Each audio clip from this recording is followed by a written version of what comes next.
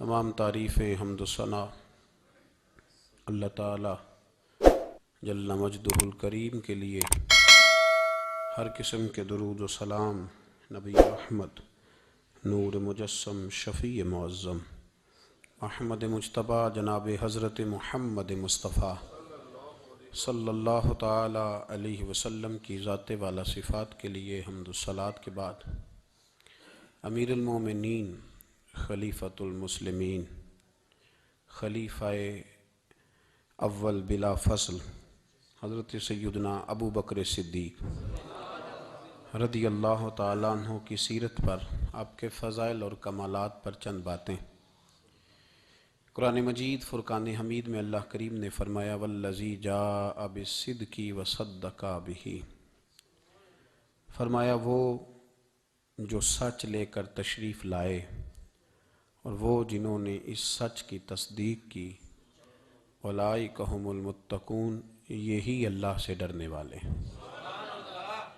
جو سچ لے کر تشریف لائے اور جنہوں نے سچ کی تصدیق کی۔ نبی کریم صلی اللہ علیہ وسلم کو اللہ تبارک و تعالیٰ نے بے شمار لاتعداد معجزات عطا فرمائے۔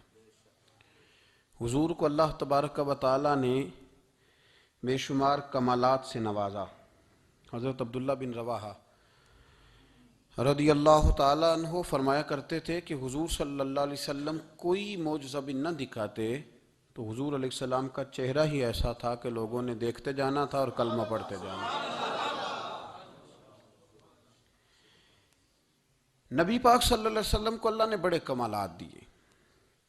کچھ لوگ ایسے تھے جو سارے کمالات دیکھ کر بھی مطمئن نہیں ہوئے، نہیں کلمہ پڑھا انہوں نے۔ یہ ایک فکری پہلو ہے، اس پر ضرور غور فرمائیں۔ جب جنگ ہوتی ہے ذاتی مفادات کی، اور جب انسان کو یہ غلط فہمی سما جاتی ہے کہ مجھے بھی کچھ پتہ ہے، مجھے بھی کچھ آتا ہے، اور جب اس کا یہ ذہن بن جاتا ہے کہ میں نے ہر چیز کو پہلے اپنی چھوٹی سی عقل کے دائرے میں رکھ کے اچھی طرح سے پرکھنا ہے، اگر میری عقل پر چیز پوری آئے گی تو قبول کروں گا ورنہ قبول نہیں کروں گا۔ پھر لوگ نہیں مانتے، بڑے بڑے کمالات تھے، بڑا کچھ تھا، اور جنہوں نے نہیں نہ مانا انہوں نے زیادہ کمالات دیکھے، انہوں نے نہیں مانا۔ ابو جہل کتنی دفعہ معجزہ طلب کرنے آیا، کبھی کہا کہ مجھے بتائیے میری مٹھی میں کیا ہے، اگر آپ بتا دیں گے تو کلمہ پڑھ لوں گا۔ تو حضور علیہ السلام نے فرمایا اگر تیری مٹھی میں جو ہے وہی بتا دے کہ میں کون ہوں تو پھر پڑھ لو گے۔ کنکریوں نے کلمہ پڑھا، اس نے نہیں پڑھا۔ معجزہ دیکھا اس نے، معجزہ مانگا۔ اس نے کہا کہ اگر چاند کے 2 ٹکڑے ہو جائیں تو میں پڑھ لوں گا کلمہ۔ چاند کے 2 ٹکڑے حضور نے کر دیے، چاند 2 ٹکڑے ہوا، کوہ صفا کی پہاڑی کے بیچ آدھا ادھر گیا آدھا ادھر گیا، دوبارہ جا کے جڑا، اس نے دیکھا، کہنے لگا اوہو میں تو سمجھتا تھا کہ معاذ اللہ آپ کا جادو صرف زمین پہ چلتا ہے، آپ کا تو آسمانوں پہ بھی چلتا ہے۔ اس نے بڑے کمالات دیکھے لیکن کلمہ نہیں پڑھا۔ حضرت ابو الحسن خرقانی رحمۃ اللہ علیہ ایک درویش تھے۔ ہم جو درویشی اور فقیری اور ان لوگوں کو ماننے والے لوگ ہوتے ہیں، ان میں بحث کم سے کم ہوتی ہے، ان میں اپنا آپ بڑھانے کی عادت کم سے، اس میں ماننے کا مزاج ہوتا ہے، اور وضاحت بھی نہیں لوگ طلب کرتے، اشاروں سے بھی بات مان جاتے ہیں۔ غلامی اسی کا نام ہے، اشارہ آپ کر دیں بات ختم ہو گئی، طے ہو گیا مسئلہ، اتنی زیادہ لمبی تو بات ہی کوئی نہیں۔ حضرت ابو الحسن خرقانی تقریر کر رہے تھے، بات کر رہے تھے، تو کسی نے کہا کہ آپ حضرت بایزید بستامی رحمۃ اللہ علیہ کے سجادہ ہیں، تو حضرت بایزید کیسے آدمی تھے؟ تو فرمانے لگے حضرت بایزید کو جو دیکھتا تھا وہ کلمہ پڑھ جاتا تھا۔ اب آپ نے تو ماشاءاللہ قبول کر لیا، لیکن وہ جو سامنے بیٹھا تھا اس کی سمجھ میں بات نہیں آئی۔ وہ کہنے لگا حضور آپ نے کہہ دیا ہے پر میری عقل میں تو نہیں نہ آتا۔ نہیں آتا جس کی عقل میں تو پھر اس کی عقل میں نہیں آتا۔ میں اکثر کہتا ہوں کہ بہت سارے لوگ ہیں جن کا کوئی پیر نہیں، اور ان کا ہو بھی نہیں سکتا، ان کا کوئی پیر، اس لیے کہ مطلب اتنا سیاںا بندہ اس کا کوئی پیر ہو جائے۔ اور میں تو پیروں کو مشورہ دوں گا کہ مہربانی کرنا ان کے پیر بننا بھی نہ، یہ بڑا مشکل کر دیں گے آپ کے لیے جینا۔ تو بہتری اسی میں ہوتی ہے کہ انسان سمجھے چیزوں کو اور دائروں کے اندر باتوں کو تسلیم کرنے کی عادت بنائے۔ تو کہا کہ جو دیکھتا تھا حضرت بایزید کو کلمہ پڑ جاتا تھا تو حضرت ابو الحسن خرقانی سے وہ شخص کہنے لگا جی بابا جی آپ عجیب بات کر رہے ہیں کہ دیکھا اور کلمہ پڑ گیا، بندہ دیکھنے سے کیسے کلمہ پڑھ سکتا ہے؟ ابو جہل نے بڑی جگہ حضور کو دیکھا تھا، اس نے تو کلمہ نہیں پڑھا۔ تو بایزید بستامی کو دیکھ کر لوگ مسلمان ہو گئے، یہ کیسی بات ہے؟ تو حضرت ابو الحسن خرقانی فرمانے لگے مجھے اللہ کی عزت کی قسم، ابو جہل نے ایک دفعہ بھی محمد رسول اللہ کو نہیں دیکھا صلی اللہ ہو، بڑی قسم اٹھا لی، ایک دفعہ بھی محمد رسول اللہ کو صلی اللہ ہو۔ تو وہ شخص کہنے لگا حضور وہ چچا تھے حضور کے اور دیکھا انہوں نے ایک دفعہ نہیں 1000 دفعہ۔ فرمانے لگے میں سفید داڑھی سے بوڑھا آدمی مسند پہ بیٹھ کے قسم اٹھا رہا ہوں تو میری بات ہی نہیں سمجھ رہا، نہیں دیکھا ابو جہل نے محمد رسول اللہ صلی اللہ علیہ وسلم کو نہیں دیکھا۔ تو کہا پھر کسے دیکھا؟ تو حضرت ابو الحسن خرقانی فرمانے لگے اس نے جب بھی دیکھا عبداللہ کے یتیم بیٹے محمد کو ہی دیکھا، یہ وہی ہے عبداللہ کا یتیم بیٹا جو یہاں رہتا تھا، ایک دفعہ بھی اس نظر سے دیکھتا نا کہ یہ اللہ کے رسول ہے تو فوراً کلمہ پڑھ کے مسلمان ہو جاتا۔ جب بھی لوگ دیکھتے ہیں وہ اینک کی بڑی شاندار لگائی ہوئی ہے جس کے اندر سے کوئی آدمی بھلا نظر ہی نہیں آتا تو ان کو پھر بھلائی نصیب نہیں ہوتی۔ ایک نظر سے بھی اگر انسان دیکھتا ہے کہ جس سے اسے بھلائی چاہیے تو پھر اللہ اسے توفیق ہدایت عطا کر دیتا ہے۔ حضرت ابو بکر صدیق کا کمال یہ ہے کہ میرے نبی کریم علیہ السلام نے نا ان کی شان ایک الگ انداز میں بیان فرمائی، الگ انداز میں۔ محبوب فرمانے لگے میں نے جس کے سامنے بھی دین پیش کیا اس نے دلیل مانگی۔ ایک بات آپ کو بتاؤں، یہ میری بات یاد رکھنا، اس کو کبھی نہ بھلانا، جو اپنوں سے دلیل مانگتا ہے نا وہ اپنا ہوتا ہی نہیں۔ اپنوں سے دلیل مانگ لی اس نے بغیر دلیل کے، بغیر حیل و حجت کے۔ یہ ایک بات ہے، میں اس کو سمجھاؤں گا نہیں، نہ کھولوں گا، بس کہہ کے گزر جاؤں گا، اس کو سمجھ لیں اگر آپ کی سمجھ میں آئے تو۔ جس نے اپنوں سے دلیل مانگی نا، جس نے وضاحت مانگی، جس نے ثبوت مانگا، وہ اپنا تھا ہی نہیں، تو کیا ضرورت پڑی تھی کہ وہ دلیل مانگتا، وضاحت پوچھتا۔ حضرت نجم الدین کبریٰ رحمت اللہ علیہ کے مرید تھے حضرت امام فخر الدین رازی، اتنے بڑے امام ہو کے ایک فقیر کے غلام تھے۔ تو فرماتے ہیں آخری وقت آیا تو شیطان آ گیا، میں اس کو کہتا تھا رب ہے، تو شیطان بھی تو بڑا عالم ہے نا، تو وہ دلیل توڑ دیتا تھا۔ فرماتے ہیں میں نے 360 دلیلیں دی، اس نے ساری توڑ دی۔ تو پھر میں نے اپنے شیخ کی طرف توجہ کی، میں نے کہا حضور کو نظر کرم فرمائیں۔ تو شیخ نجم الدین کبریٰ فرمانے لگے اس بے ایمان کو کہہ دے میں اپنے رب کو بغیر کسی دلیل کے رب مانتا ہوں، دلیل کی ضرورت ہی نہیں، بس میرا رب ہے تو رب ہے، ختم ہو گئی بات۔ نبی رحمت علیہ السلام فرمانے لگے میں نے جس کے سامنے بھی دین پیش کیا اس نے دلیل مانگی، فرمایا یہ واحد میرا ابو بکر صدیق ہے، میں نے اسے کہا ہے کلمہ پڑھ لو، اس نے دلیل مانگی نہیں، فوراً ہی کلمہ پڑھ کے مسلمان ہو گئے۔ کوئی دلیل نہیں، کوئی معجزہ نہیں، کوئی طلب نہیں، کوئی شے نہیں۔ ساری زندگی مطمئن ہی نہیں ہو پائے لوگ، ساری زندگی اطمینان ہی نہیں ہو سکا، اس کو بھی سنا، اس کو بھی سنا، اس سے بھی سوال پوچھا، اس سے بھی پوچھا۔ بھائی تو نہیں، تو مطمئن ہونا نہیں چاہتا، تو بحث کرنے کے لیے علم سیکھ رہا ہے، اس نے عمل کرنے کے لیے سیکھنا ہوتا ہے، اس کو تو ایک حرف ہی بڑا کافی ہوتا ہے، تو ایک لفظ کی ضرورت ہوتی ہے، ایک جملے میں ساری زندگی لوگ گزار دیتے ہیں۔ حضرت ابو بکر صدیق رضی اللہ تعالیٰ عنہ نے بحث والا دروازہ نہیں کھولا، حضور نے کہا کلمہ پڑھو تو انہوں نے کلمہ پڑھا اور مسلمان ہو گئے۔ کوئی دلیل، کوئی وضاحت، کسی چیز کی کوئی حاجت، ختم ہو گئی بات۔ اصل مسئلہ پتہ کیا ہے، جو لوگ سوچ سمجھ کے چلتے ہیں نا، تو سوچ کتنی ہے انسان کی، وہ کتنا کام دے گی۔ یہ جو وارفتگی ہوتی ہے نا، یہ جو محبت ہوتی ہے، یہ جو پیار ہوتا ہے، یہ زندگی کو آسان کر دیتا ہے۔ سوچنے سمجھنے کے دائروں سے آدمی نکل جاتا ہے، اس کا کام وہ کہتا ہے کہ میں نے سوچنا نہیں، میں نے ماننا ہے، میں نے رب رسول کی ذات کے بارے میں سوچنا نہیں، میں نے ماننا ہے۔ تو ماننے والے لوگ جو ہوتے ہیں وہ فائدے میں ہوتے ہیں، تو عمل کر رہے ہیں، بات مانی، عمل کیا۔ عقل کا بے شمار اور بے دریغ استعمال، اپنی چھوٹی عقل سے بڑے مسئلے حل کرنے کی کوشش کرنا، یہ انسان کو نقصان دیتا ہے۔ بہت ساری جگہوں پہ وہ الجھ جاتا ہے، ہر جگہ عقل استعمال کرنا لیکن رب رسول کے معاملے میں نہ استعمال کرنا، ورنہ نقصان ہو۔ عقل چھوٹی ہے اور اللہ رسول کی ذات بڑی ہے۔ کبھی بھی اس دائرے میں بند کرنے کی کوشش نہ کرنا جناب ابو بکر صدیق رضی اللہ تعالیٰ عنہ ہر معاملے میں ایک حدیث بخاری کی، شاید میں نے پہلے بھی عرض کی تھی لیکن چونکہ وہ عنوان کے لحاظ سے ایک بہت بڑی دلیل ہے، دوبارہ عرض کرتا ہوں۔ نبی پاک علیہ السلام نے 1500 کے قریب صحابہ سے فرمایا تھا کہ چلو عمرہ کرنے چلیں۔ عمرہ کرنے جب ہم جاتے ہیں نا تو ہمارے گلے میں پھول بھی ڈالے جاتے ہیں، اور آپ کو پتہ ہے بتانا بھی پڑتا ہے لوگوں کو کہ میں عمرہ کرنے جا رہا ہوں، پھر روٹی بھی پکتی ہے، پھر سب رشتہ داروں کو پتہ بھی چل جاتا ہے، اور بندہ چلا جائے ایئرپورٹ تو احرام باندھا ہو نا تو پتہ چلے نا فلائٹ تو 24 گھنٹے لیٹ ہے، تو جن کو حکم ہے نا کہ تم نے سی بھی نہیں کرنی وہ بھی روڑے اٹھا لیتے ہیں، احرام باندھا ہوا ہے، حکم ہے کہ اب تم نے کوئی جھگڑا، کوئی لڑائی، کوئی فساد تو ایئرپورٹ پہ لوگ روڑے اٹھا لیتے ہیں، کہتے ہیں ہم ایئرپورٹ بھی توڑیں گے اور فلائٹ کا جو عملہ ہے اس کا گریبان بھی پکڑیں گے، بڑا کچھ ہی دنیا کرتی ہے۔ اور اگر کسی کے پیر صاحب نے کہا ہو چلو عمرہ کریں، اللہ اکبر، اور پھر ایئرپورٹ پہ جا کے پتہ چلے کہ پیر صاحب کے ساتھ تو دھوکہ ہو گیا، بندہ غلط نکلا ہے، پیری مریدی قائم رہے گی؟ سوال ہی نہیں پیدا ہوتا۔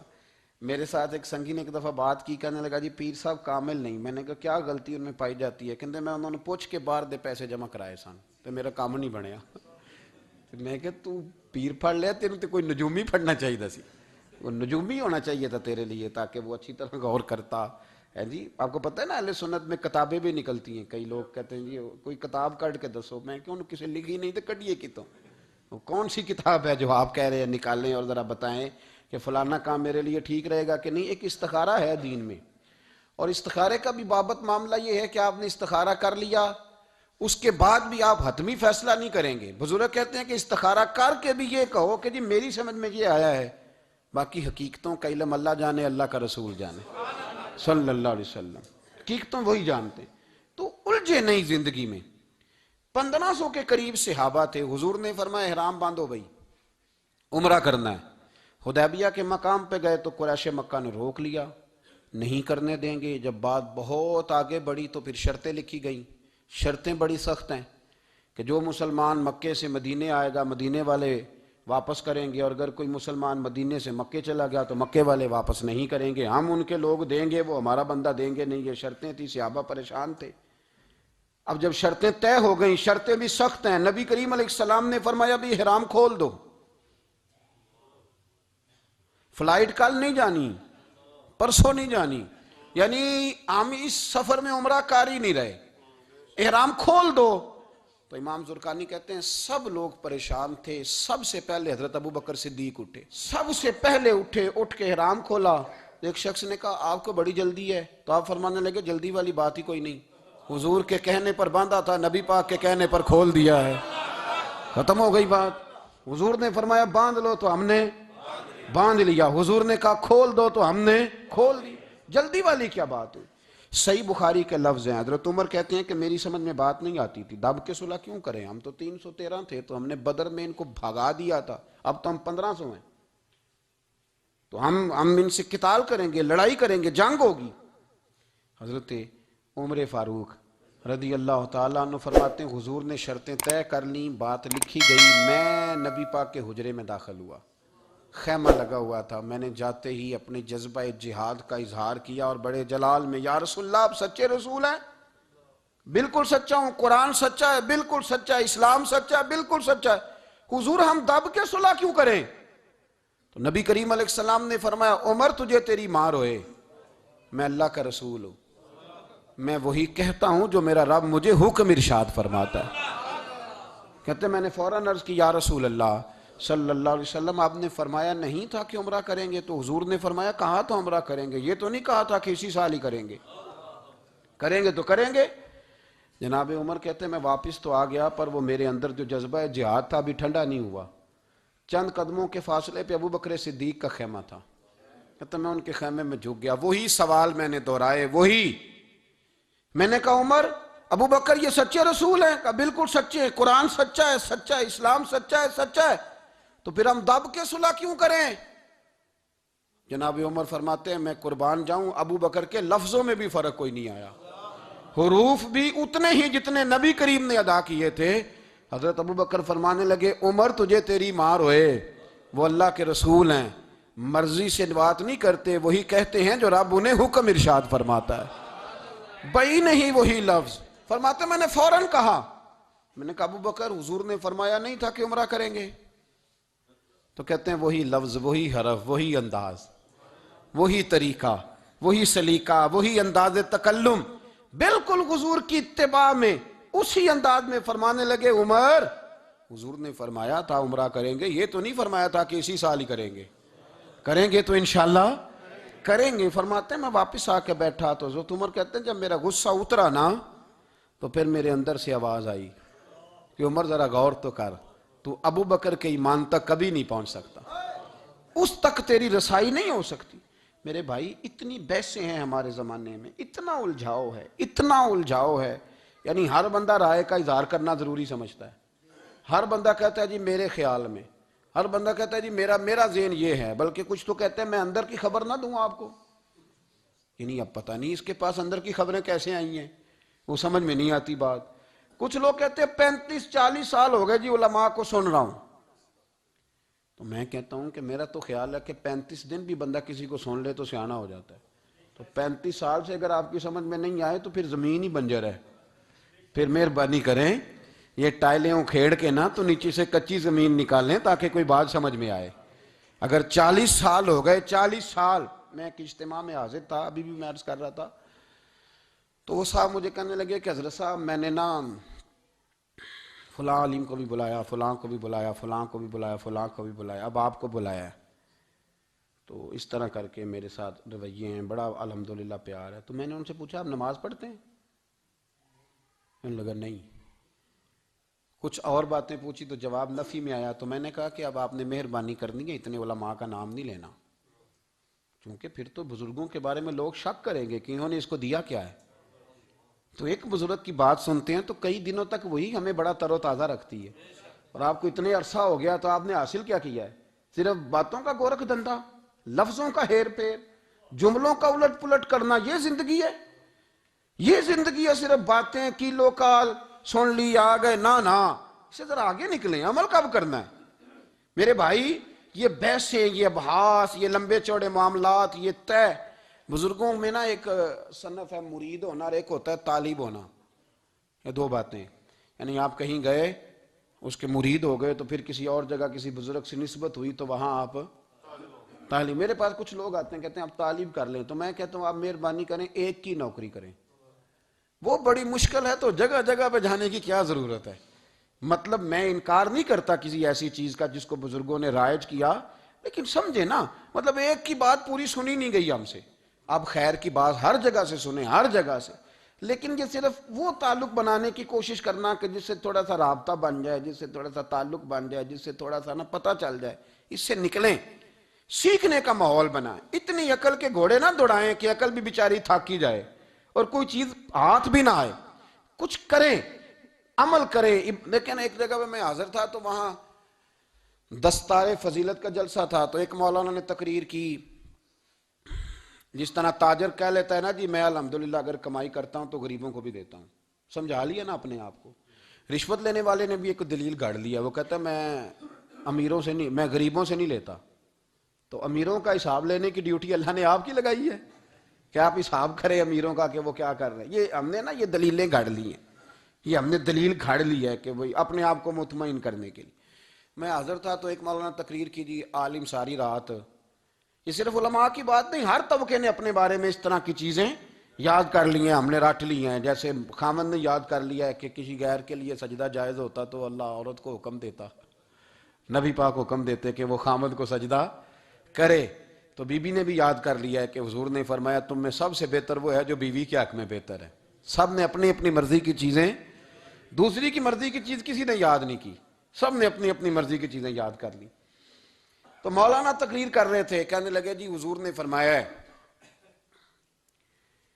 کہ عالم ساری رات سویا رہے اور عابد ساری رات عبادت کرتا رہے، درجہ پھر بھی عالم کا زیادہ ہے۔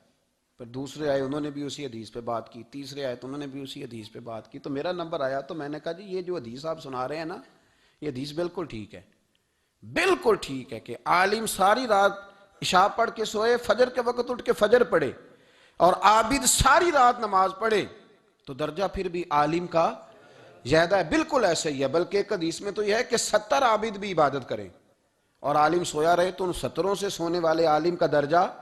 یہ بات بالکل ٹھیک ہے، لیکن میں نے کہا اس کا بھی خیال رکھو کہ یہ حدیث غوث پاک کو بھی آتی تھی، یہ غوث پاک کو بھی آتی تھی حدیث، اور بڑے عالم تھے، پر وہ تو عشاء پڑھ کے مصلی پہ بیٹھتے تھے اور فجر تک مصلی پہ بیٹھے رہتے تھے. حالانکہ یہ حدیث انہیں بھی آتی تھی، یہ حدیث خواجہ معین الدین چشتی کو بھی آتی تھی، اور وہ بڑے عالم تھے، لیکن اس کے باوجود وہ عشاء پڑھتے تھے اور فجر تک مصلی پر بیٹھے رہتے تھے. حضرت عثمان غنی سے بڑا عالم تو کوئی نہیں نہ ہوگا اس زمانے میں. حضرت عثمان غنی رضی اللہ تعالیٰ عنہ جیسا شخص تو کوئی نہیں نہ ہوگا، پر وہ عشاء کے بعد قرآن پاک پڑھنا شروع کرتے تھے اور فجر سے پہلے پہلے قرآن پاک ختم کر لیا کرتے. تو دلیلیں صرف بحث کے لیے یاد نہ کریں، اپنے آپ کو بچانے کے لیے یاد نہ کریں، اپنے وجود کو سکون دینے کے لیے دلائل نہ یاد کریں. میں دین کے کس دائرے سے کس طرح بچ کے نکل سکتا ہوں اس کے لیے دلائل یاد نہ کریں، عمل کے رستے پہ آئیں، عمل کے رستے پر. جناب ابو بکر صدیق اللہ تعالیٰ عنہ کا کمال یہ ہے، زکوٰۃ کتنے فیصد دینی چاہیے؟ چلے اللہ تعالیٰ شکر ہے، 3-4 لوگوں کو تو پتہ ہی ہے نا جی، باقی بھی ان سے سن کے یاد کر لیں. کتنے فیصد ہے؟ اللہ آپ کو خوش رکھے. اب کچھ اور نے بھی پروگرام بنا لیں. کتنی جی؟ چلو اب ٹھیک ہو گیا. 2.5% ہے نا جی. آپ یقین کریں کسی تاجر سے آپ بات کر کے دیکھ لیں، 6 گھنٹے مناظرے کے بعد وہ مانتا ہے کہ 2.5% دوں گا میں صحیح کہہ رہا ہوں آپ کو. وہ کہتے ہیں جی وہ تو ٹھیک ہے لیکن کچھ قرضہ بھی ہے. 2.5% زکوٰۃ ہے وہ تو ٹھیک ہے لیکن ہو سکتا ہے میری بہن بھی حصہ مانگ ہی لے، پیسوں میں سے اس کا بھی نکلتا، کیونکہ پروگرام نہیں نا جی، ارادہ نہیں. زکوٰۃ 2.5% ہے تو کہتے ہیں جی وہ نا میں نے تولا ہے سونا پورا نہیں بنتا ابھی، وہ تھوڑی سی کمی ہے. یہ اس وقت دلائل ہیں، اس وقت ابحاث ہیں جب دینے کا پروگرام. اور تاجروں نے اب ایک نیا سلسلہ شروع کی، کہتے تھوڑی تھوڑی سارا سال ہی دیتا رہتا ہوں، تھوڑی تھوڑی کر کے. آپ نے جس سے 5 کروڑ روپیہ لینا ہو وہ اگر کہے کہ 10,000 مہینے کا لے لو، لے لیتے ہو؟ ہمارے فقہاء نے تو یہ لکھا ہے کہ جب زکوٰۃ دو نا تو ایک آدمی کو ساری دو. حضرت عمر بن عبدالعزیز رحمۃ اللہ علیہ کے زمانے میں ایک آدمی کو لوگوں نے زکوٰۃ دی تو اتنی دے دی کہ اگلے سال وہ خود زکوٰۃ دے رہا تھا.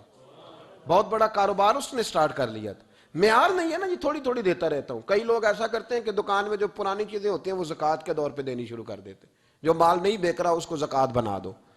کیوں؟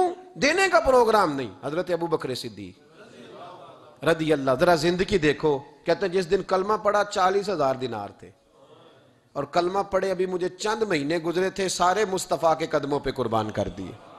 پھر مال کمایا، پھر 4,000 دینار تھے. 4,000 جس دن ہجرت کے لیے نکلا 4,000 تھے. انہیں بھی پتا تھا 2.5% دینا چاہیے. ان کی بھی بیٹیاں تھیں، جوان بھی تھی، چھوٹی بھی تھی، ان کے بھی بچے تھے، لیکن دین کو ضرورت ہے. میرے رسول پاک صلی اللہ علیہ وسلم کے دین کو حاجت ہے. تو فرماتے ہیں اشرفیاں تھی میرے گھر میں، پیسے تھے، درہم تھے، دینار تھے. میرے والد بوڑھے تھے، ان کو خیال تھا کہ ابو بکر ساری دولت نہ لے جائیں. تو حضرت اسماء بنت ابی بکر سے جناب ابو بکر صدیق نے کہا کہ اس طرح کرنا، ایک گڑا چھوٹا سا تھا، گڑا ٹویا، اس میں پیسے ہوتے تھے. فرمایا اس میں روڑے رکھ دینا، اوپر ٹاٹ ڈال دینا. والد نابینا ہے، اگر پوچھے نا پیسے تو ان کا وہاں ہاتھ لگا دینا، انہیں پتہ چلے ابو بکر سارا مال لے کے نہیں گیا. فرماتے میں ہجرت پہ جانے لگا تو 4,000 سارے ہی لے گیا. سارا مال ہی یار، یا 2.5% کے لیے رٹا پڑا ہوا ہے. 2.5% کے لیے لوگ بحث کر رہے ہیں، 2.5% کے لیے لوگ دلائل چاہیے. کئی مفتیان کرام سے پوچھیں گے، پھر پروگرام بنائیں گے دینا ہے کہ نہیں دینا. اور جس دن تبوک کے لیے میرے مصطفیٰ کریم نے اعلان کیا، جناب صدیق اکبر فرماتے ہیں شے کوئی نہیں تھی، غربت کے دن تھے، کمزوریاں تھیں، مال اس دن کاروباری حالات کم تھے. یہاں لوگوں کا کاروبار جب ڈاؤن ہوتا ہے تو سب سے پہلے مسجد کا 200 بند کرتے ہیں، سب سے پہلے مدرسے کا بند کرتے ہیں، سب سے پہلے خواہش کرتے ہیں کہ وہ جو غریب کو جاتا ہے نا اس کو بند کرو، یہ زیادہ نقصان دے رہا ہے. حضرت ابو بکر صدیق رضی اللہ تعالیٰ عنہ فرماتے ہیں حالات خراب تھے، جیب دیکھی تو اتنے پیسے ہی نہیں تھے کہ مصطفیٰ کریم کو پیش کر سکوں. تو پھر کیا کیا؟ امام جلال الدین سیوطی کہتے ہیں ابو بکر صدیق نے نا گھر کے اندر کپڑا بچھایا، اور پھر صدیق اکبر نے کیا کیا کہ توا بھی رکھا، برتن بھی رکھے، اس پہ چولہا بھی رکھا. ابو بکر صدیق نے اس کے اوپر گھر والوں سے کہا کہ ایک ایک جوڑا پہن لو، ادھر دیکھو میری طرف، ایک ایک جوڑا پہن لو. اور باقی نا سارے جوڑے بھی یہاں رکھو. اور پھر جب لوگ بچوں نے دیکھا نا کہ ابا تو کپڑے بھی رکھوا رہا ہے, کیا بنے گا, فرمایا تمہیں تو ایک ایک جوڑے کی اجازت دے رہا ہوں نا, ذرا میری طرف دیکھو. خود اندر گئے تو ٹاٹ کا لباس پہن کے کپڑے بھی اتار کے رکھ دیے, کپڑے بھی اتار کے زمین اسی میں رکھے, سارا کچھ باندھا, لباس ٹاٹ کا تن تندور تے ہڈاں دا بالن تے اسی ہاواں نال تپایا, کپ کپ مکیاں پیڑے کیتے, اتوں عشق پلے تھل لایا, تن دا سالن من دی ہانڈی لون صبر دا پایا, غلام فریدہ وے میں ساری تیری, تینوں وجہ یقین نہیں آیا. ہر چیز لپیٹ کے نا تو نبی کریم کی بارگاہ میں لے گئے, ہر چیز. میرے محبوب کا بھی انداز دیکھو, فرمایا ماں اب کہتا لے اہلے کا, گھر بھی کچھ چھوڑ کے آئے ہو. دیکھیں ادھر دیکھیں, جب کوئی لاتا تھا تو حضور فرماتے تھے کیا لے کے آئے ہو, یہ کیا ہے, یہ پوچھا جاتا ہے کہ یہ پوچھا جاتا ہے گھر کیا ہے. بھئی آپ کو کسی نے کوئی تحفہ دیا تو شاپر کھول کے تحفہ دیکھیں گے یا پوچھیں گے گھر کیا ہے, لیکن میرے رسول پاک کے لفظ دیکھیں, فرمایا ماں اب کہتا لے اہلے کا. ابو بکر سجنا گھر کیا چھوڑ کے آئے ہو, تو رو پڑے, کہنے لگے یا رسول اللہ میں کوئی غریب تو نہیں, میں بڑا مالدار ہوں. اب کہتا لہم اللہ و رسولے, گھر اللہ بھی چھوڑ آیا ہوں, اللہ کا رسول بھی چھوڑ آیا. حضور میں کوئی کنگال نہیں, میں مصطفیٰ والا ہوں, میں کوئی غریب نہیں, میں نبی والا ہوں, میں رب رسول کو گھر چھوڑ آیا ہوں. میرے مصطفیٰ کریم علیہ السلام فرمانے لگے تیرے پیچھے جبریل امین کھڑے, اور انہوں نے ٹاٹ کا لباس پہنا ہوا ہے, اور تیرے آنے سے پہلے وہ آ گئے تھے. تو میں نے پوچھا جبریل یہ بوریے کا لباس, عرض کی یا رسول اللہ ابو بکر نے پہنا ہے تو رب کو اتنا پسند آیا سارے فرشتوں کو پہنا دیا ہے, سارے فرشتوں کو پہنا دیا, سارے فرشتوں. ذرا یہ لذت تو لیں بات کی, جب 2.5% پہ جھگڑا ہوتا ہے نا تو پھر نماز میں مزہ نہیں آتا. جب تو 2.5% پہ بھی اڑا رہتا ہے نا, پھر درود و سلام پڑھتے پڑھتے طبیعت معاذ اللہ پریشان ہوتی ہے. جب الجھے ہوئے پھر مسائل اور ہیں. پھر میرے محبوب کریم بولے, میں ابو بکر رب کریم نے ایک پیغام بھی بھیجا ہے. یا رسول اللہ وہ کیا, فرمایا رب فرماتا ہے کہ ابو بکر سے پوچھ کے بتائیں کہ اس حال میں وہ رب سے راضی ہے کہ ناراض ہے. یہاں اقبال بولے, کہنے لگے خودی کو کر بلند اتنا, خودی کو کر, یہ وہ درجہ ہے, یہ وہ مقام ہے, خودی کو کر بلند اتنا کہ ہر تقدیر سے پہلے پھر خدا بندے سے خود پوچھے بتا تیری رضا کیا ہے. فرمایا رب پوچھتا ہے آپ راضی ہیں کہ ناراض ہیں. تو پھر ابو بکر صدیق بھی کھول کے روئے, کہا یا رسول اللہ میں کل بھی اپنے رب سے بڑا ہی راضی تھا, میں آج بھی اپنے رب سے بڑا ہی راضی ہوں. یہاں لوگ لے کے بھی نہیں راضی ہوتے, ابو بکر سارا کچھ دے کے بڑے ہی راضی ہیں, سارا کچھ دے کے. شریعت کا قاعدہ ہے کہ سارا مال آپ اللہ کے رستے میں نہیں دے سکتے, قانون شریعت ہے. حضرت ابی بن کعب نے کہا یا رسول اللہ سارا دینا ہے, فرمایا نام بھائی چوتھا حصہ دے, 3 حصے بچوں کو دے. حضرت ابو لبابہ نے کہا تھا میں اس پر دلائل دے سکتا ہوں, احادیث موجود ہیں, حضور سارا مال دینا ہے, فرمایا نام بھائی چوتھا حصہ دے, 3 حصے بچوں کو دے. حضرت سعد بن ابی وقاص نے کہا تھا یا رسول اللہ صلی اللہ علیہ وسلم میری ایک ہی بیٹی ہے, سارا اللہ کے رستے میں دیتا ہوں. فرمایا نا 3 حصے بیٹی کو, چوتھا حصہ دے, تیرے بچے لوگوں کے ہاتھ دیکھے میں گوارا نہیں کرتا. ان سے کہا کہ چوتھا حصہ دو تب قبول کروں گا. ابو بکر صدیق سے فرمایا تو سارے لے آ, تیرا سارا ہی قبول ہے, تو سارے لے آ تیرا. اور ایک لفظ حدیث میں ایسا ہے آپ یقین کریں, غلام ہوں کسی فقیر کا, تو جب میں اس کو پڑھتا ہوں نا تو آپے سے بات باہر نکل جاتی ہے. حضور کا ایک فرمان ہے, جب اس پر توجہ آتی ہے نا تو مطلب یہ کہ لفظ جو ہے نا وہ ٹوٹ جاتے ہیں, بکھر جاتے ہیں, اور دل کہتا ہے کہ نہیں یہ جو ہے نا یہ معراج ہے, یہ اصل ہے, یہ حقیقت ہے. وہ ترمذی کے لفظ ہے, پر آپ یقین کریں کہ لگتا یہ ہے کہ دنیا محبت ساری سمٹ گئی اس میں. نبی کریم علیہ السلام فرمانے لگے مجھے کسی کے مال نے اتنا نفع ہی نہیں دیا جتنا ابو بکر صدیق کے مال نے دیا. اور پھر اگلے لفظ ایسے ہیں کہ روح وجد کرتی ہے. میرے کریم محبوب فرمانے لگے جس کا بھی مال آیا میں نے بیگانہ سمجھ کے خرچ کیا ہے, اور جب ابو بکر کا آیا ہے تو میں نے اپنا سمجھ کے خرچ کیا ہے, میں نے اپنا سمجھ کے. مجھے پتا ہے یہ شکوہ نہیں کرے گا, یہ شکایت, یعنی اس کو سارا بھی تروڑ مروڑ لوں گا تو اس کے لفظوں پر کبھی حرف. اور یار کچھ لوگ ہوتے ہیں جو 10 دیتے ہیں تو 20 جگہ بتاتے ہیں, جو کھانا کھلاتے ہیں تو ذکر کرتے ہیں. فرمایا اس کا مال میرا مال ہے، میرا، اس کو سارا توڑ کے کھا بھی جائیں گے تو یہ شکوہ نہیں کرے گا، یہ سارا میرا اپنا ہے۔ حضرت ابوبکر صدیق فوراً بول پڑے، عرض کی حضور جب میں آپ کا ہوں تو مال بھی تو آپ کا ہی ہے نا۔ یا رسول اللہ جب میں نے اپنا آپ نہیں بچا کے رکھا تو پھر مال۔ حضرت مولانا معین الواعظ کاشفی نے لکھا ہے، اچھا کئی دفعہ ایسے ہوتا ہے میں بات کوئی اور بیان کرنا چاہتا ہوں تو شروع معاملہ کسی اور طرف نکل جاتا ہے۔ مولانا معین الواعظ کاشفی نے لکھا ہے کہ وہ جو سانپ تھا نا غار ثور میں، وہ 600 سال سے بیٹھا ہوا تھا۔ حضرت عیسیٰ علیہ السلام ایک دن پڑھ رہے تھے انجیل، تو آپ نے نبی پاک کا تذکرہ پڑھا، اس سانپ نے سن لیا، تو حضرت عیسیٰ سے کہنے لگا حضور یہ بتائیں کہ وہ نبی پاک ملیں گے کہاں؟ تو حضرت عیسیٰ فرمانے لگے کہ مکے میں آئیں گے اور مدینے میں رہیں گے۔ تو کہا ملاقات کیسے ہو سکتی ہے؟ فرمایا چلا جا مکے۔ تو وہ سانپ 600 سال غار ثور میں، اور اس نے 70 جگہ پہ سوراخ کیے۔ کتنے سال؟ کتنے سال بیٹھا رہا؟ بول کے بتائیے۔ آپ 6 گھنٹے بیٹھ کے دکھائیں، سوال ہی نہیں پیدا ہوتا۔ ہم بڑے کمزور ہو گئے، ہمارے لیے معاملہ بڑا اور طرح کا ہے۔ ہماری مرضی کا کوئی بات کرے تو ہم اس سے راضی ہیں، انتظار کرنا اور یہ سارے کام کرنا یہ تو بڑا مشکل معاملہ ہے، یہ تو بڑی عجیب سی کیفیت ہے۔ میرے صاحب رحمۃ اللہ تعالیٰ علیہ 2015 میں کراچی تشریف لائے، میں اپنے ایک سنگی کو لے کے پہنچ گیا، چھوٹا موٹا مولوی میں بھی ہوں۔ صبح میں 7 بجے کے 8 بجے ہم وہاں پہنچ گئے، حضرت آرام فرما رہے تھے، نمازیں انہوں نے اندر ادا فرمائی ساری، ظہر بھی ہوئی، پھر عصر بھی ہوئی، پھر مغرب بھی ہوئی، پھر عشاء بھی ہوئی۔ عشاء کے بعد وہ سنگی ہم سے کہنے لگے کہ آپ کتنا انتظار کریں گے؟ تو میں نے کہا کہ انتظار تو کرتا ہے بڑا آدمی، بڑے لوگ انتظار کرتے ہیں، تو چھوٹے لوگ تو اطاعت کرتے ہیں، ہم چھوٹے ہیں تو ان کی مہربانی ہے، اگر زیارت ہو جائے تو تب بھی ٹھیک ہے، اگر وہ کہیں نہیں ملنا۔ میرے سنگی ساتھ موجود تھے، صبح سے گئے اور عشاء کے بعد کا وقت آ گیا، نہیں انہوں نے ملنا تو پھر بھی ٹھیک، وہ ہس بولے تھے وہ مہربانی، نہیں تو اساں تے لاڑ ہی لڑاونے نے، اس کی مہربانی ہے، اگر بات ہو جائے تو ٹھیک ہے ورنہ کوئی معاملہ نہیں۔ تو عشاء کی نماز کے بعد انہوں نے ہمیں یہ کہا کہ پیغام آیا کہ محفل میں جہاں حضرت جا رہے ہیں وہیں ملاقات ہوگی۔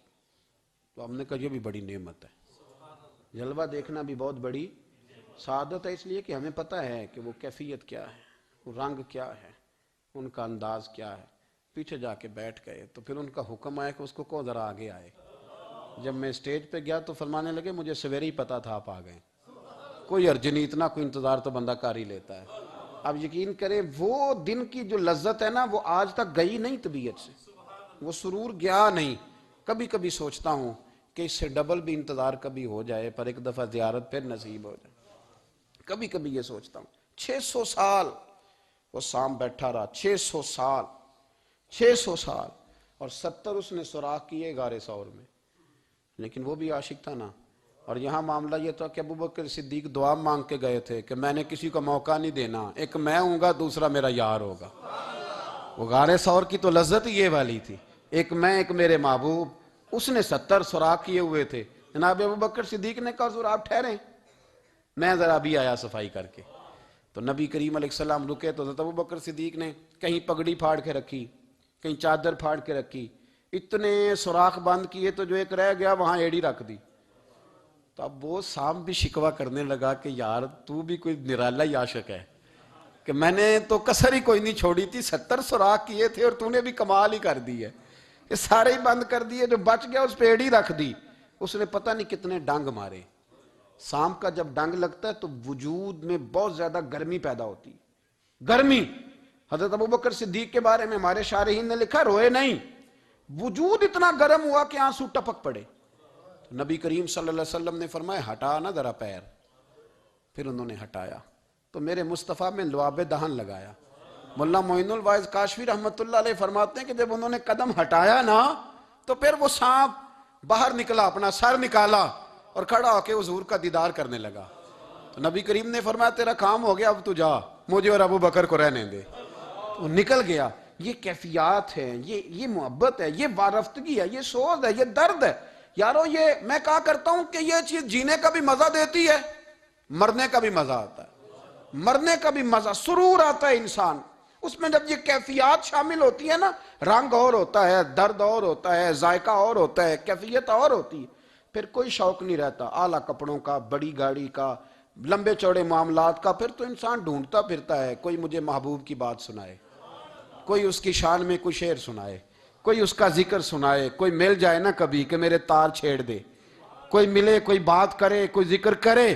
پھر انسان ڈھونڈتا پھرتا ہے ان لفظوں کو، ان لوگوں کو جو پکڑ کے دروازہ رسول صلی اللہ علیہ وسلم کی بارگاہ تک لے جائیں. بڑا پیار کیا میرے کریم محبوب. حضرت علی المرتضیٰ شیر خدا فرماتے میٹنگ بیٹھی تھی بدر والے دن، ہم بات کر رہے تھے خطرہ کہاں ہے، دلیر دلیل لوگوں کی ڈیوٹی کہاں لگائی جائے.